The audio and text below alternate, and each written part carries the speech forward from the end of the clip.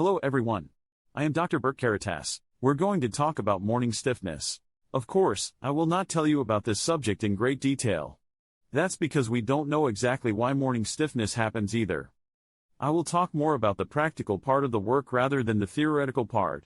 In other words, if we do not have stiffness in the morning, what should we look for? What things can it lead to? I'm going to talk about those. Now, first of all, we can say that this is not morning hardening, but night hardening. Because when we move from the deep sleep period of the nightgown to the superficial sleep period, there is fullness and hardening in the penis during these periods. We usually don't notice them much. In the morning, that is, in the last sleep period, close to the last wakefulness, we notice the morning stiffness at work. Because that's when we wake up. Of course, we can actually say that morning hardening is practically the last and strongest of the night hardening. Why is that? Normally, there is a fullness and hardening in this area. With the increase in hormones in the morning hours, especially the male hormone, testosterone hormone rises, and at the same time, the bladder is full, it causes an erection because it compresses the sacral nerve. Therefore, because of this, we have morning stiffness. The important thing for us is that whether there was morning stiffness or not, these things will happen.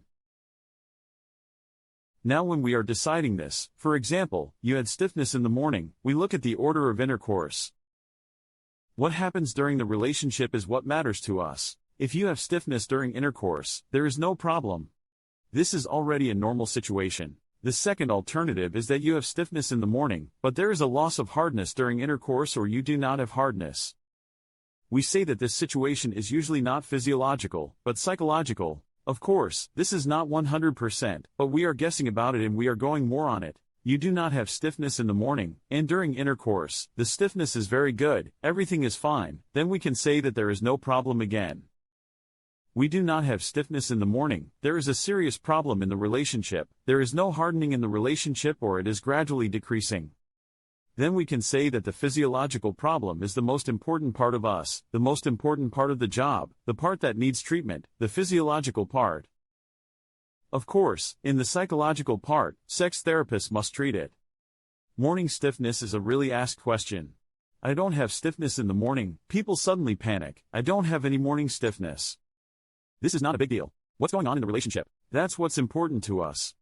Therefore, first of all, it is necessary to evaluate the relationship and morning stiffness together. It is not a very correct approach to make an assessment alone, to evaluate only the morning stiffness. Thank you.